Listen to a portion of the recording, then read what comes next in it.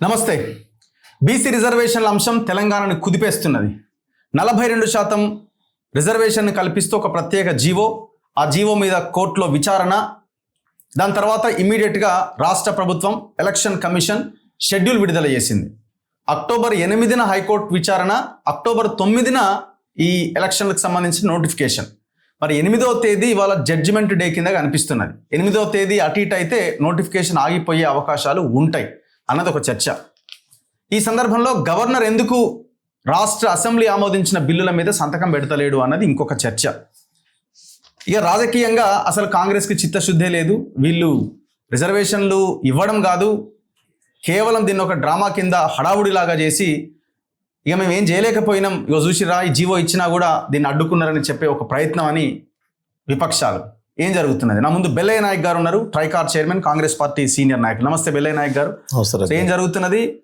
అల్టిమేట్గా August 8 judgement day. ఆ రోజున హైకోర్టు చెప్పేదాన్ని బట్టి భవిష్యత్ ఎలక్షన్స్ ఉంటాయా ఉన్నాయా అన్నది డిసైడ్ అవుతుంది. అంతేనా? దానికి మీరు కట్టుబడి ఉన్నారా? 2-3 అంశాలు చాలా కీలకం గారు. ఒకటి, బీసీల పట్ల చిత్తశుద్ధి. రెండోది, బీసీలకు రాజ్యాంగం ప్రకారం, చట్ట ప్రకారం న్యాయంగా రావాల్సినటువంటి వాటాను ఇవ్వడం. మూడోది, లీగల్గా ఉన్నటువంటి ఆబ్లిగేషన్స్ ఏమున్నాయి, చట్ట ప్రకారం ఉన్నటువంటి అడ్డంకులు ఏమున్నాయి, వాటికి కావాల్సినటువంటి బేస్ ఏమున్నది. ఈ అంశాలన్నీ కూడా బీసీ రిజర్వేషన్లు మేము అధికారంలోకి వస్తే 42% ఇస్తామని చెప్పిన రోజే చర్చించినటువంటి అంశాలు.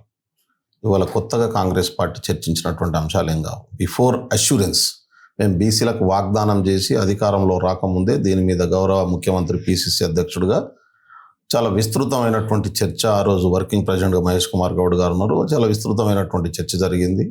బట్టి గారు సిఎల్పి లీడర్ ఉన్నారు, శ్రీధర్ బాబు గారు డ్రాఫ్టింగ్ కమిటీ చైర్మన్గా ఉన్నాడు. చాలా బలమైనటువంటి చర్చ జరిగింది ఆ రోజు కూడా. ఓకే, మేము ఇవాళ ఎట్లా బీసీ రిజర్వేషన్స్ ఇచ్చినామో ఒకసారి చూడండి, మీరు గమనించండి సీక్వెన్స్ కనుక చూస్తే. ఒకటి, బీసీ రిజర్వేషన్ ఇచ్చే ముందు దానికి న్యూమరికల్ డేటా కావాలి, వాస్తవ ప్రాతిపదిక మీద రాష్ట్ర ప్రభుత్వం స్వీకరించినటువంటి డేటా కావాలి. దాన్ని దేశంలో సెంట్రల్ సెన్సస్ డిపార్ట్మెంట్ ఏ పద్ధతిలోనైతే డేటా సేకరిస్తుందో అంతకంటే పకడ్బందీగా ప్రిపేర్ చేసి దాదాపు 1,00,000కు పైగా న్యూమరేటర్లను పెట్టి 50 రోజుల పాటు వాళ్ళు తిరిగి ప్రతి ఇంటికి తిరిగి డేటాను సేకరించేటటువంటి పద్ధతిలో డేటాను తీసుకున్నాం. ఎవరు క్వశ్చన్ చేయలేనటువంటి పరిస్థితిలో 57 ప్రశ్నలను దాంట్లో పెట్టి ఒక సైంటిఫిక్ డేటా కలెక్షన్ చేసినాం. ఇవాళ ప్రతి కోర్టు దగ్గర బీసీల డేటా ఇవ్వడానికి కావాల్సినటువంటి ఇన్ఫర్మేషన్ రాష్ట్ర ప్రభుత్వం దగ్గర ఉన్నది. ఏ కులాల వారీగా, ఊర్ల వారీగా చేస్తున్నటువంటి వృత్తులే ఉన్నాయి. నాట్ ఓన్లీ బీసీ, ఏ కులానికి సంబంధించిన అది మామూలు కాదు. ఇప్పుడు సుప్రీంకోర్టు 50% క్యాప్ పెట్టినప్పుడు చెప్పినటువంటి మాట ఏంది? న్యూమరికల్ డేటా లేకుండా రిజర్వేషన్లు పెంచడానికి వీల్లేదని కదా ఆ రోజు చెప్పినటువంటి మాట. మొన్న కూడా సుప్రీంకోర్టు మహారాష్ట్రకు సంబంధించినటువంటి అంశం మాట్లాడినప్పుడు చెప్పినది మీ దగ్గర ఉన్నటువంటి న్యూమరికల్ డేటా ఏందని కదా అడిగింది. ఇవాళ తెలంగాణ ప్రభుత్వం దగ్గర చాలా మంది, నేను ఈ సోషల్ మీడియాలో చూస్తున్నా చాలా మంది మేధావులం అని చెప్పుకునేటటువంటి వాళ్ళు మాట్లాడుతూ ఉన్నారు. అసలు ఇది కుట్టుడు పోతుంది, ఇది అట్లా పోతుంది, ఇట్లా పోతుంది అని శాపనార్థాలు పెట్టేటటువంటి ఉద్దేశంతో మాట్లాడుతున్నారు. కానీ తెలంగాణ ప్రభుత్వం రేవంత్ రెడ్డి గారి నాయకత్వంలో పూర్తిగా న్యూమరికల్ డేటా, సైంటిఫిక్గా ఉండేటటువంటి డేటాను తీసి పెట్టినటువంటి పరిస్థితి ఉంది. కోర్టులో కూడా దాన్ని సబ్మిట్ చేస్తాం రేపు కోర్టులు కనుక అడిగితే. ఇవాళ అది తీసుకున్న తర్వాతనే బీసీల మీద చిత్తశుద్ధితోనే ఇమ్మీడియట్గా లేట్ జరగకూడదు. ఎందుకంటే లోకల్ బాడీ ఎన్నికలు జరగకపోవడం. బీహార్లో కూడా ఇంతకంటే గొప్పగా కులగణన చేస్తే దానికి అది కూడా నిలబడలే కదా. నాకు లెట్ మీ కంప్లీట్, ఒక 2 minutes నాకు టైం అండి, లెట్ మీ కంప్లీట్. ఎందుకంటే నన్ను కంప్లీట్ చేసినాక మీరు ప్రశ్న అండి. నేను ఎందుకంటే మనం డిస్కషన్లో ఉన్నాం కాబట్టి న్యూమరికల్ డేటాను బేస్ చేసుకున్న తర్వాతనే మేము ఇంప్లిమెంట్ చేయడం కోసం లోకల్ బాడీ ఎన్నికలు లేట్ కాకుండా సెంట్రల్ నుంచి రావాల్సినటువంటి ఫండ్ రాష్ట్ర గ్రామ పంచాయతీలకు రాకుండా లేట్ అవుతుంది కాబట్టి తొందరగా పెట్టాలనేది ఆర్డినెన్స్ని తీసుకొచ్చేటటువంటి ప్రయత్నం చేసినాం. ఏది? విత్ డేటా ఆర్డినెన్స్ను తీసుకొచ్చే ప్రయత్నం చేసినాం. వితౌట్ డేటా తీసుకొచ్చే ప్రయత్నం చేయలేము మేము. ఓకే, ఆ పని ముందు కూడా చేయొచ్చు మరి, కానీ అట్లా చేయలేదు. ఆఫ్టర్ సెన్సస్ తీసుకున్న తర్వాతనే ఆర్డినెన్స్ను తీసుకొచ్చేటటువంటి ప్రయత్నం చేసినాం.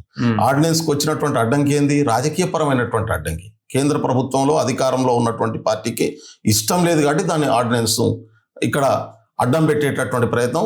గవర్నర్ గారు దాన్ని రాజ్యాంగ ఏజెంట్గా కాకుండా కేంద్రంలో అధికారంలో ఉన్నటువంటి పార్టీ ఏజెంట్గా వ్యవహరించడం వల్ల రాష్ట్రపతికి పంపించండు, ఆర్డినెన్స్ ఆపినారు. ఆపిన తర్వాత మేమేం చేసినాం? ఇక్కడ అసెంబ్లీలో రెజల్యూషన్ చేసి చట్టాన్ని తయారు చేసేటటువంటి పని చేసినాం.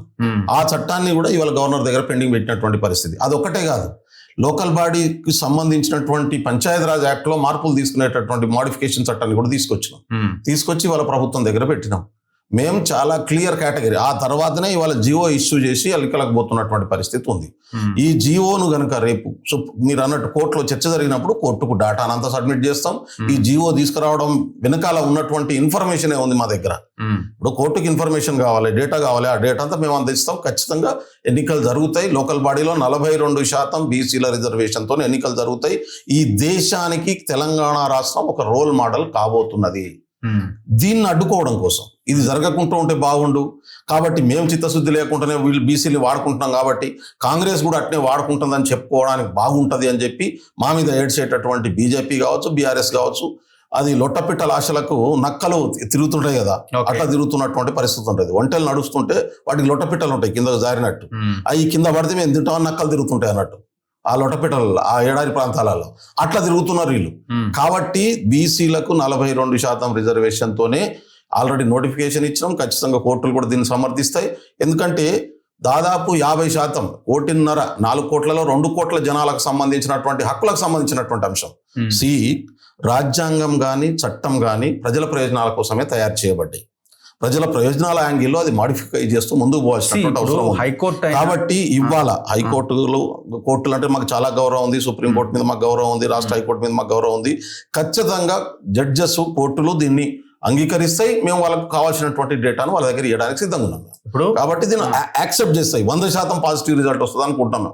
8th నాడు చెప్పగలుగుతారా మీరు? మేము చట్టబద్ధంగా ఈ రిజర్వేషన్లు అమలు చేసేంత దాకా మేము ఎలక్షన్లు పెట్టాం, అప్పుడు మాత్రం ఎలక్షన్ అందుకనే కదా అనుమానం ఉంది. కాదు మీ మీద ఒక అనుమానం కాదండి, మీ మీద ఏం అనుమానం ఉందంటే లేదు వీళ్ళు ఏదో ఒకటి చేస్తారు, వాడు కోర్టు ఎట్లా కొట్టేస్తుంది, కొట్టేయగానే మేము పార్టీ పరంగా ఇచ్చేస్తున్నామని ఎలక్షన్లకు వెళ్ళిపోతారు. రఘు గారు, నేను మళ్ళీ చెప్తున్నాను, ఇప్పటిదాకా మేము చిత్తశుద్ధితో ప్రయత్నం చేసుకుంటూ వస్తున్నాడు.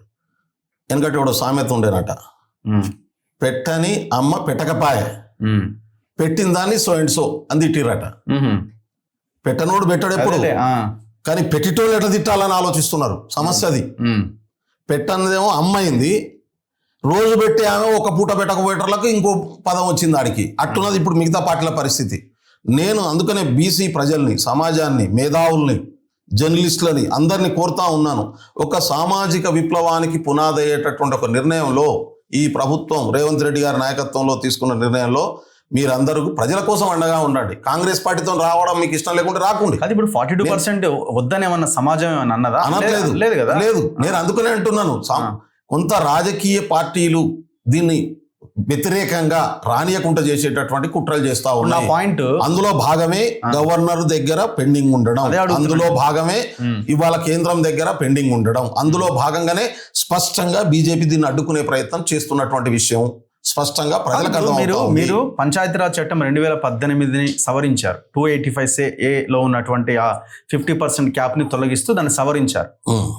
సవరించిన తర్వాత అసెంబ్లీ ఫస్ట్ ఆర్డినెన్స్ తెచ్చారు, గవర్నర్ సంతకం పెట్టలేదు. సరే ఇది అయితలేదని చెప్పి మళ్ళీ బిల్లు అసెంబ్లీలో పెట్టి ఆమోదించి మళ్ళీ గవర్నర్ పంపారు. ఇంకా ఆయన సంతకం పెట్టలే. కోర్టు ఏమన్నది మొన్న, మీరు గవర్నర్ సంతకం లేకుండా, గవర్నర్ కన్సెంట్ లేకుండా ఏ రకంగా ఈ జీవో వచ్చింది, ఈ జీవోకి దీన్ని ఎట్లా నిలబడుతుంది?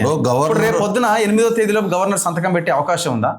మళ్ళీ రేపు అదే క్వశ్చన్ రైజ్ అవుతుంది. నేను మళ్ళీ అదే చెప్తున్నాను. నేనేమంటున్నానంటే జీవోలు రాష్ట్ర ప్రభుత్వం పరిధిలో వస్తాయి, చట్టాలు అసెంబ్లీ అండ్ ప్రభుత్వం చేస్తుంది, గవర్నర్ ఆమోదించాల్సి ఉంటుంది దానికి. ఇక్కడ చిత్తశుద్ధి ఎవరికి ఉన్నది, చిత్తశుద్ధి ఎవరికి లేదనేది ప్రశ్న కదా. గవర్నరు కాన్స్టిట్యూషనల్ కస్టోడియన్ ఉంటే ఇప్పటికే సంతకం పెట్టి పంపించాలి కదా. ఆయన కాన్స్టిట్యూషన్ కస్టోడియన్గా వ్యవహరిస్తున్నట్టు అనిపిస్తుందా?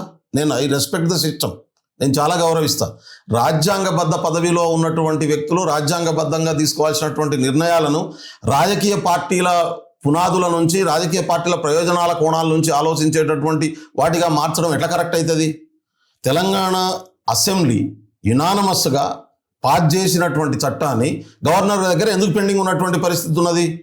రాష్ట్రపతి దగ్గర ఎందుకు పెండింగ్ ఉన్నటువంటి పరిస్థితి ఉన్నది? దీని మీద రాజకీయ ఒత్తిడి లేదా? నేను స్పష్టంగా ఆరోపిస్తున్నా, దీని మీద బీజేపీ పార్టీ రాజకీయ ఒత్తిడి ఉంది. గవర్నర్ మీదనా? ఎస్, నేను అంటున్నా అందుకనే జరగట్లేదు. సంతకం పెట్టొద్దనా? అందుకనే జరగట్లేదు. ఇవాళ ఈటల రాజేందర్ గారు మాట్లాడుతున్న మాటలే ఉన్నాయి, లేకుంటే ఇంకో మాట్లాడుతున్నది ఏమున్నది? ఈ బీసీలకు చట్టసభలో సమానత్వం రాకుండా 42% రాకుండా ఉండడం ఎట్లా అనే పద్ధతిలో మాట్లాడుతున్నారు వాళ్ళు. డ్రామా చేస్తున్నారు. రేపు ఎలక్షన్ డ్రామా ఎట్లయితే ఖర్చు పెట్టి చెప్తున్నారు. ఈటల రాజేందర్ నీకు చిత్తశుద్ధి ఉంటే, నీ పార్టీ మీద నీకు నిజంగా నమ్మకం ఉంటే, నువ్వు బీసీల రిజర్వేషన్ల కట్టుబడి ఉంటే నువ్వు ఆ చట్టాన్ని ఆమోదింపజేయి. ఎందుకు అడగవు? నువ్వు నీ బాధ్యత లేదా? బీసీ బిడ్డవు కాదా నువ్వు? బీసీల పేరు మీద ఓట్లు తీసుకోలేదా? ఇక్కడ దాకా వచ్చినావంటే బీసీ పేరు చెప్పుకోలే కదా. ఎందుకు మాట్లాడవు? బండి సంజయ్ ఎందుకు మాట్లాడాడు? లేకుంటే ఈయనంత మునగాడు లేడని చెప్పి కేంద్ర మంత్రిని చేసిరా తీసుకపోయి? బీసీ పేరు మీద నీకు ఓట్లు వేసింది జనం. బీసీలు ఉన్నారు కదా, మీరు మంత్రులైంది బీసీ పేరు మీద కదా బతికింది. మరి బీసీలకు లాభమే పని చేసే కాడ ఎందుకు చేయరు? ఆడ రాజకీయాలు అడ్డం వస్తాయా మీకు? మీ చిత్తశుద్ధి ఏంది? మీ సిన్సియారిటీ ఏంది బీసీల పట్ల? మీ కమిట్మెంట్ ఏంది బీసీల పట్ల? తీసుకోండి ఆ క్రెడిట్. తెలంగాణ ఉద్యమం జరుగుతున్నప్పుడు రఘు గారు నేను మీకు విషయం చెప్తా. బీజేపీ పార్టీ ఒక దశలో సపోర్ట్ చేస్తున్నాను వెనక్కి పోయినప్పుడు ఇదే కిషన్ రెడ్డి ఢిల్లీలో నేను చాలాసార్లు చెప్పిన, ఆ పార్టీలో ఉండి మేమంతా తెలంగాణ కట్టుబడి ఉన్నామని, పార్టీ వెనక్కి జరుగుతుందని 3 రోజులు అనంతరం కూడా దీక్ష చేసిండు. నేను అంటున్నా మీరెందుకు చేయరా పని? ఇప్పుడు తెలంగాణకు ఆంధ్రాకు జరుగుతున్నటువంటి గొడవలో తెలంగాణ బీజేపీ పార్టీ అప్పుడు తెలంగాణ కోసం అండగా నిలబడ్డది. కానీ ఇలా బీసీల కోసం జరుగుతున్నటువంటి ప్రయోజన విషయంలో బీజేపీలో ఉన్నటువంటి బీసీ నాయకులు నోర్లు చేసుకుని కూసుకొని శాపనార్థాలు కాంగ్రెస్ వేసుకుంటే ఎందుకు కూర్చున్నారు? వాళ్ళు చేస్తున్నటువంటి ఆ పార్టీ చేస్తున్నటువంటి అన్యాయాన్ని ఎందుకు ప్రశ్నించారు మీరు? విత్ ఇన్ ద పార్టీలో కూడా ఇప్పుడు నేను అందుకనే అంటున్నా, they should come with a clear cut agenda. BC ప్రయోజనమా కాదా? కాంగ్రెస్ ను తిట్టడం ఎజెండా కాదు. నేను కొన్ని టెక్నికల్ అంశాల గురించి నేను ఫోకస్ చేస్తున్నా. పంచాయతీరాజ్ చట్టం 2018ని మొన్న రీసెంట్ గా మీరు సవరించి గవర్నర్ కి పంపించారు. ఇదేదో మార్చ్ లో ఏదైతే 2 బిల్లులు పెట్టి గవర్నర్ టు రాష్ట్రపతికి పంపించి మీరు ధర్నా చేశారో 9th షెడ్యూల్ లో పెట్టమని, ఆనాడే ఈ పంచాయతీరాజ్ చట్టం 2018 ఎందుకు సవరించలే? సమయం గవర్నర్ దొరుకుతుండే కదా. ఆ అంశం మీద మీరు కొట్లాడి గారు 2-3 పద్ధతులు ఉంటాయి. ఇప్పుడు మొదటి పద్ధతిగా డైరెక్ట్ గా జనాభా లెక్కర్ని సేకరించినాం కాబట్టి దాన్ని ఇమ్మీడియట్ గా చట్టంగా తీసుకొచ్చేటటువంటి ప్రయత్నం చేసినాం మేము. మీకు లోకల్ బాడీ ఎన్నికల్లో 25% లోకల్ పంచాయతీరాజ్ చట్టం 73వ సవరణ ద్వారా రోజు రాజీవ్ గాంధీ పెట్టినటువంటి ఆలోచన దృక్పథంలో భాగంగా డైరెక్ట్గా కేంద్రం నుంచి గ్రామ పంచాయతీలకు నిధులు వచ్చి సర్పంచులకు 26 అధికారాలు బదిలించేటటువంటి లోకల్ బాడీస్కి బదిలించేటటువంటి చట్టాన్ని కేంద్ర ప్రభుత్వంలో కేంద్రం కాంగ్రెస్లో ఉన్నప్పుడు చేసింది రాజీవ్ గాంధీ ఆలోచన. ఎందుకంటే ఇంట్లోకి వెళ్ళి గడపకి వెళ్ళి బయటికి వెళ్ళగానే కిలోమీటర్ దూరంలో ప్రజలకు నాయకులు అందుబాటులో ఉండాలనే ఉద్దేశంతో పంచాయతీరాజ్ చట్టాన్ని తీసుకొచ్చినాం. ఆ పంచాయతీరాజ్ చట్టం ప్రకారం వచ్చేటటువంటి నిధులు ఆగిపోతున్నాయి ఎలక్షన్స్ జరగకపోవడం వల్ల. అందుకనే దాన్ని ఆర్డినెన్స్ రూపంలో తొందరగా తీసుకొచ్చి డేటా సేకరణ మొదలైనటువంటి వెంటనే ఫిబ్రవరిలో మేము డిక్లేర్ చేసిన వెంటనే ఆర్డినెన్స్ ప్రతిపాదించినాం. ఆ ఆర్డినెన్స్ ఎందుకు ఆగింది అంటే రాజకీయ కోణంలో ఆలోచించి బీసీలకు అన్యాయం చేసేటటువంటి పార్టీలు ఆపినటువంటి పరిస్థితి. పైకేం బీసీల కోసం ముసలి కన్నీళ్ళు కాస్తారు, కానీ చేయాల్సినటువంటి ప్లేస్ రాగానే చేయరా పని. అందుకనే చెప్తా ఉన్నాను, బీజేపీ పార్టీ బీసీలకు శత్రువుగా వ్యవహరిస్తున్నది. బీసీలను వాడుకోవడమే ఎజెండాగా ఉంది. బీసీ కులాల నుంచి అక్కడక్కడ ఉన్నటువంటి నాయకులను పికప్ చేయడం, బీసీ జాతికి అన్యాయం చేయడం, మొత్తం బీసీలకు అన్యాయం చేయడం అనేటటువంటి ఎజెండాతో ఉంది. ఆ బీసీల నుంచి ఆ పార్టీకి ఏజెంట్లుగా పనిచేస్తున్నటువంటి వాళ్ళు మభ్యపెట్టే ప్రయత్నంలో ఉన్నారు. ఏ రోజు కూడా అక్కడ ఉండి బీసీ ప్రయోజనాల కోసం మాట్లాడినటువంటి పని చేయలేదు. మేము డేటాను సిన్సియర్గా తీసినాం. డేటా తీసిన తర్వాత ఆర్డినెన్స్ని తీసుకొచ్చినాం. ఆర్డినెన్స్ తర్వాత చట్టంలో మార్పులు తీసుకొచ్చినాం. దాని తర్వాత దాని బేసిస్ మీద వాళ్ళ జీవో తీసుకొచ్చినటువంటి పరిస్థితి ఉంది. కాబట్టి ఎక్కడ కూడా ప్రతి అవకాశాన్ని మేము బీసీల కోసం ఎట్లా వాడాలనేటటువంటి పద్ధతిలో పనిచేస్తూ ఉన్నాం. ప్రతి అవకాశాన్ని, ప్రతి ఎత్తుగడను, ప్రతి స్పష్టమైనటువంటి ఆలోచనను విధ్వంసం చేయడం ఎట్లా అనేటటువంటి పద్ధతిలో బీజేపీ నాయకత్వం పనిచేస్తున్నటువంటి పరిస్థితి ఉంది. దానికి ఇక్కడ ఉన్నటువంటి బీజేపీ నాయకులుగా చెప్పుకునేటటువంటి, బీజేపీలో ఉన్న బీసీ నాయకులుగా చెప్పుకునేటటువంటి వాళ్ళు కూడా బీసీలకు అన్యాయం చేసేటటువంటి పద్ధతిలో జరుగుతున్నటువంటి ప్రక్రియలో భాగస్వాములు అవుతున్నటువంటి పరిస్థితి ఉంది. దానికి రాజకీయాన్ని అడ్డం పెడుతున్నటువంటి పరిస్థితి ఉంది. రేపు ఒకవేళ కోర్టు కొట్టేసినా కూడా దీని వెనకాల బీజేపీ ఉందని అంటారా? ఖచ్చితంగా నేను ఏమంటున్నానంటే, కోర్టులు ఎందుకు కొట్టేస్తాయండి? కోర్టులకు కావాల్సిన డేటా రెడీ చేసి ఇచ్చినావు. బీహార్ లో కులగణన చేస్తే అక్కడ అది వర్కౌట్ అయిందా? ఏది బీహార్ కులగణన ఎట్లా చేసిండ్రు? తెలంగాణ అంత స్పష్టమైనటువంటి కులగణన ఈ దేశంలో ఏ రాష్ట్రంలో జరగలేదు. నేను మళ్ళీ చెప్తా ఉన్నాను, బీహార్ లో జరగలేదు, పక్కన ఉన్నటువంటి కర్ణాటకలో కూడా జరగలేదు. బీహార్ లో మన ఆదిలాబాద్ ఆయన ఐఏఎస్ పాలసీ విషయాలు ఐఏఎస్ డిసిషన్ తీసుకుంటారా? కాదు, వాళ్ళు నితీష్ కుమార్ దాదాపు, నేను మళ్ళీ చెప్తున్నాను, పాలసీ విషయాలు చేసిండు. మన ముఖ్యమంత్రి నితీష్ కుమార్ బీజేపీ చేతిలో ఉన్నాడన్న ఎడ తీసుకునే పరిస్థితి ఉంది. ఆయన బీజేపీ చేతుల్లో ఒక టూల్ బొమ్మగా ఉన్నాడు. ఈటల రాజేందర్ ఎట్లా ఉన్నాడో, బండి సంజయ్ ఎట్లా ఉన్నాడో, ఆడ నితీష్ కుమార్ గట్నే ఉన్నాడు. ఇప్పుడు అల్టిమేట్ గా నేను ఏమంటున్నాను, they are in principle not in favour of BCs. PC ప్రజల సమానత్వం అనే లక్ష్యానికి వాళ్ళు కట్టుబడి లేరు. బీసీల్లో ఉన్నటువంటి వ్యక్తులను పికప్ చేసి ఆధిపత్య వర్గాల ఏజెంట్లుగా తయారు చేసి ఆధిపత్య వర్గాలకు సంబంధించినటువంటి 1% పురుషుల ప్రయోజనమే కేంద్రకంగా పనిచేసే బీజేపీ సిద్ధాంతానికి ఉపయోగపడే టూల్స్ గా మార్చుకున్నారు. నేనంటే అన్ని పార్టీలు అదే సిద్ధాంతం లేదు, అన్ని పార్టీల అది సిద్ధాంతం కాకుండా వచ్చేది మీ పార్టీ అగ్రనాయకుల సిద్ధాంతం కూడా అదే నేను మళ్ళీ అంటున్నా నేను కాంగ్రెస్ పార్టీ ప్రాథమిక సిద్ధాంతమే గాంధీ గారు చెప్పినటువంటి సర్వోదయ. అదే అంటున్నా నేను అంటున్నా, కాంగ్రెస్ పార్టీలో బీజేపీ ఆలోచన దృక్పథంతో ఉన్నటువంటి వ్యక్తులు ఉండొచ్చు, నేను లేనని చెప్పట్లేదు. కానీ కాంగ్రెస్ పార్టీ ప్రాథమిక సిద్ధాంతమే చివరి బంతిలో కూర్చున్నటువంటి చివరి వ్యక్తికి కడుపు నిండా. ఏ పార్టీకి ఉన్నాయి సిద్ధాంతాలు? మిగతా సిద్ధాంతం లేదా బీజేపీ పార్టీ సిద్ధాంతం, బీజేపీకైనా అధికారం అనే సిద్ధాంతం కాదు కాంగ్రెస్ పార్టీది. మళ్ళీ చెప్తున్నా, ప్రతి వ్యక్తిని గౌరవంగా జీవించేటటువంటి పరిస్థితిని తీసుకురావడమే కాంగ్రెస్ పార్టీ సిద్ధాంతం. అమలులో లోపాలు ఉన్నాయి, నేను ఒప్పుకుంటా. అమలు చేసేటటువంటి వ్యక్తుల లోపాలు, అమలులో ఉండేటటువంటి లోపాల కారణం. పార్టీ అగ్రనాయకులు ఎక్కడున్నారండి? ఇవాళ రాష్ట్రంలో పార్టీ ఎవరి చేతిలో ఉంది? ఎవరు నడిపిస్తున్నారు? ఏ నాయకత్వం ఇది నడిపిస్తున్నారు? బీసీ నాయకుడు అన్న, మా పార్టీ నాయకుడు ముఖ్యమంత్రి ఎవరు? ఒక కార్యకర్త నుంచి మొదలై, మళ్ళీ చెప్తున్నా, ఒక కార్యకర్త నుంచి మొదలై, ఒక సామాన్య కార్యకర్త నుంచి మొదలై మహేష్ గౌడ్ మహేష్ గౌడ్ ఎవరు ఇన్ఫ్లుయెన్స్ చేస్తే నిర్ణయం తీసుకుంటాడని నేను అనుకోను. మహేష్ గౌడ్కు ఆత్మగౌరవం ఉంది, వెన్నుపూస ఉంది, అందరికంటే ఎక్కువ ఆలోచించి పనిచేయగలిగినటువంటి శక్తి సామర్థ్యాలు ఎందుకంటే చేస్తాడు. చేయట్లేదని నేను ఒప్పుకోను, నేను అసలే ఒప్పుకోను. మీ అభిప్రాయం మీకు ఆలోచనలు ఇంప్లిమెంట్ చేయలేడు అంటున్నా, చేయగలడు. కానీ తన ఆలోచనలను పార్టీ వేదిక మీద చర్చించి మెజారిటీ పార్టీ చేసినటువంటి రెజల్యూషన్ ఇంప్లిమెంట్ చేయించిన శక్తి ఆయనకున్నది. ఇవాళ మహేష్ కుమార్ గౌడ్ గారి ఇనిషియేషన్ లేకపోతేనే ఇవాళ ప్రభుత్వం ఎన్నికల కంటే ముందు ఇచ్చినటువంటి అన్ని హామీలను వరుసపెట్టి అమలు చేసేటటువంటి ప్రయత్నం చేస్తుందా? పార్టీ ఒక దిక్కు, ప్రభుత్వం ఒక దిక్కు, ఈ రెండింటిని సమన్వయం చేసేటటువంటి పని చేస్తున్నాడు ఆయన. నాకు అర్థం కాదు, బీసీల మీద ఇంత ప్రేమ ఉంటే నామినేటెడ్ పోస్ట్ లో బీసీలు ఎందుకు రారండి? ఎందుకు ఇవ్వట్లేదండి? ఎక్కడ ఇచ్చిరండి? అరే ఎక్కడ ఇవ్వలేదో చెప్పండి. మీ హైకమాండ్ ఎంటర్ పదవులు వచ్చినాయి తప్ప ఎక్కడున్నారు? మా ఇన్ఛార్జ్ బీసీ లిస్ట్ పంపిస్తే ఇప్పుడు మీకే పంపించాలా? List చదువుతానే transformation. ఇప్పుడు మొదటి అడుగు నుంచి అడుగులు ఎట్లా పడుతున్నాయో తెలుస్తాయి ఎవరికన్నా. నువ్వు నడిచే దారిలో నువ్వు సమానత్వం అయిపోతున్నావా, నువ్వు ఆధిపత్యం అయిపోతున్నావా అని తెలుస్తుంది. పర్టికులర్ నేను అలాంటి వరకు అయితే ఉత్తరం తెలిసిపోతుంది. నేను మళ్ళీ చెప్తున్నా, కాంగ్రెస్ పార్టీ ప్రభుత్వం కానీ కాంగ్రెస్ పార్టీ కానీ రెండు సమానత్వపు లక్ష్యం వైపుగా ప్రయాణం చేస్తున్నాయి. అందుకనే ఈ దేశంలో తినడానికి తిండి లేని ప్లేస్ నుంచి, ప్రజలకు కట్టుకోవడానికి బట్టలేని ప్లేస్ నుంచి ఇవాళ అన్ని కులాలు గౌరవంగా బతికేటటువంటి పరిస్థితులను ఉత్పన్నం చేసింది కాంగ్రెస్ పార్టీ మాత్రమే అనే విషయాన్ని మనం దృష్టిలో పెట్టుకోవాల్సినటువంటి అవసరం ఉంది. మిగతా పార్టీలు కుటుంబాలు లేకుంటే ఆధిపత్య వర్గానికి సంబంధించిన 1% ప్రజలు, ఇదే వాళ్ళ ఎజెండా.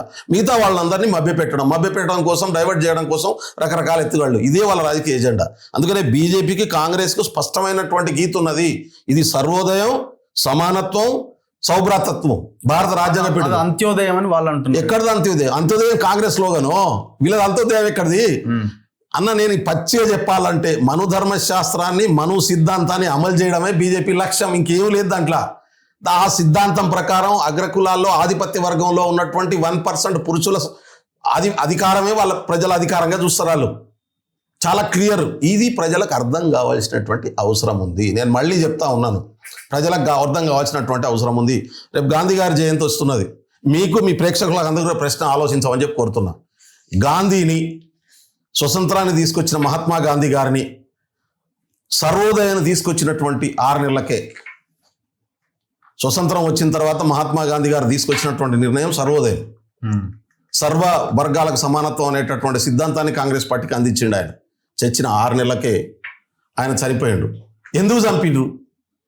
దేశ స్వతంత్రానికి వ్యతిరేకంగా పోరాటం చేసినటువంటి ఆర్ఎస్ఎస్, బీజేపీ పునాదులు ఎందుకు చంపిండ్రు అనే ప్రశ్న వేసుకోండి. వాళ్ళు ఆ చర్చలకు పోతే ఎక్కడికో పోతాం, కానీ ఈ ప్రశ్న వేసుకోండి అంటున్నా. నేను బీసీ రిజర్వేషన్ల గురించి మాట్లాడదలుచుకున్నాను. అందుకని ఈ బీసీ రిజర్వేషన్లు అనేటటువంటిది, సమానత్వం అనేది సిద్ధాంతం మీదనే ఆధారపడి ఉన్నది. కాంగ్రెస్ పార్టీ సర్వ సమానత్వం అనే సిద్ధాంతాన్ని కలిగి ఉన్నది, దానికోసమే కట్టుబడి పనిచేస్తున్నది.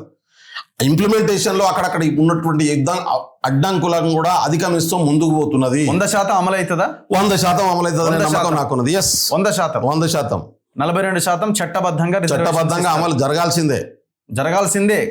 వెల్లనాయక్ అంటుండు, కాంగ్రెస్ పార్టీ అంటుంది, మా పీసీ ప్రెసిడెంట్ అంటుంది, ఇవాళ కూడా ప్రెస్ మీట్ పెట్టిండు. ఉంటుంది కానీ అయ్యేంత వరకు మేము దానికోసం కొట్లాడతాం, అయ్యేంత వరకు తీసుకొచ్చే ప్రయత్నం చేస్తాం. చివరికైతే మేము పారిపోయేది లేదు, ఇచ్చేసి అయితే లేదరా నాయన మేము పార్టీ పరంగా ఇస్తాం సేమ్ రిజర్వేషన్ అని అన్నారు. మేము 100% బీసీలకు చట్ట ప్రకారం వాళ్ళకి రావాల్సిన వాటా. ఇప్పుడు రేపు అక్టోబర్ 8న ఒకవేళ హైకోర్టు గ్రీన్ సిగ్నల్ ఇచ్చినా సుప్రీంకోర్టు పోవాల్సి వస్తుంది. ఎందుకంటే నేను అంటున్నా, ఒకవేళ గ్రీన్ సిగ్నల్ ఇచ్చినా పిటిషన్ వేసిన ఆయన సుప్రీంకోర్టు పోతాడు.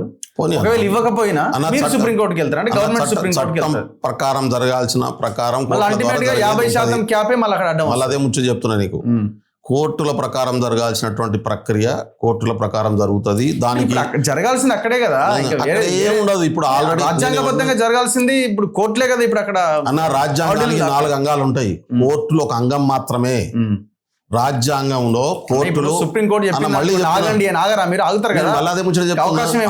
చట్టసభలకు స్వతంత్రంగా నిర్ణయాలు తీసుకునే అధికారం ఉన్నది. ప్రజలకు కావాల్సినటువంటి చట్టాలను చేసే అధికారం భారత రాజ్యాంగం చట్టసభలకే అప్పచెప్పింది. ప్రజలకు కావాల్సినటువంటి చట్టాలు చేసేటటువంటి బాధ్యతను కోర్టులకు అప్పచెప్పలేదు. కోర్టులు రాజ్యాంగం ప్రకారం ఈ చట్టాలు ఉన్నాయా లేదా, రాజ్యాంగం ప్రకారం ప్రజలకు మేలు జరిగే పని జరుగుతుందా లేదా అనేది చెక్ చేసేటటువంటి బాధ్యతను కోర్టులకు రాజ్యాంగం అప్పచెప్పింది.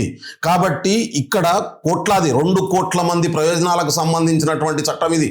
2 కోట్ల మంది రాజకీయ భవిష్యత్తుకు సంబంధించినటువంటి చట్టం ఇది. 2 కోట్ల మంది ఇప్పటిదాకా 75 సంవత్సరాల తర్వాత కూడా ప్రాతినిధ్యం లేనటువంటి వాళ్లకు ప్రాతినిధ్యం కల్పించేటటువంటి నిర్ణయం ఇది. కాబట్టి కోర్టులు మరింత దీన్ని సపోర్ట్ చేస్తాయి, బలోపేతం చేస్తాయని నమ్ముతున్నాను నేను. మరి అట్లా అనుకుంటే ఇప్పుడు 9th షెడ్యూల్లో పెట్టమని మీరు బిల్ ఎందుకు పంపాలా? మీరు ఇక్కడే ఇది కంప్లీట్ చేస్తే అయిపోయాలి కదా.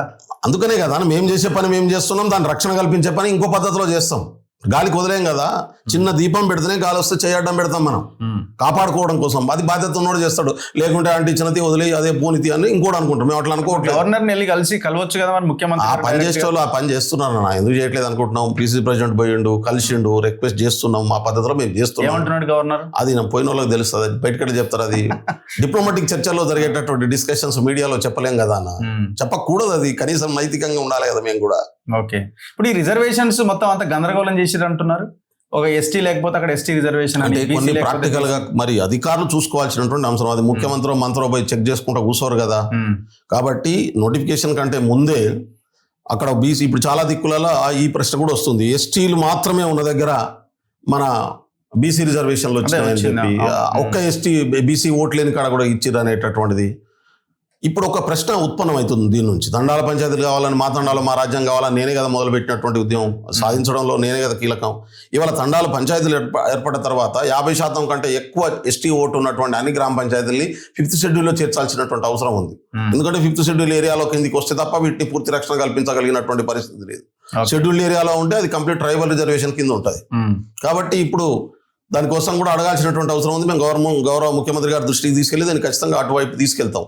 మొన్ననే పూర్తి ఏజెన్సీలో ఉన్నటువంటి ఒక 17 గ్రామాల షెడ్యూల్ ఏరియా నుంచి తొలగిస్తూ జడ్జిమెంట్ వచ్చినటువంటి పరిస్థితి ఉంది సుప్రీంకోర్టు నుంచి. కాబట్టి ఇదంతా ఒక రకమైనటువంటి గందరగోళ వాతావరణాన్ని కొంతమంది వ్యక్తులు సృష్టించేటటువంటి ప్రయత్నం చేస్తూ ఉన్నారు.